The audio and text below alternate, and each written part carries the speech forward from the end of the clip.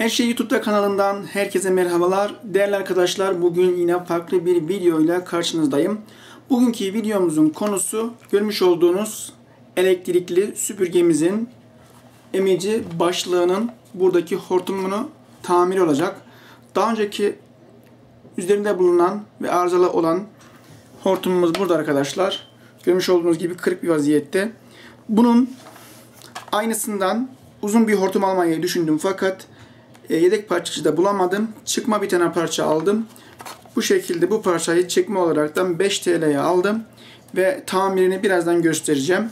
Dilerseniz bu tamiri izleyebilirsiniz. Eğer izlemek istemiyorsanız bu kadar böyle küçük bir parçayı alıp arkadaşlar sizler de eğer eliniz bu işe yatkınsa tamirini, montajını kendiniz yapabilirsiniz.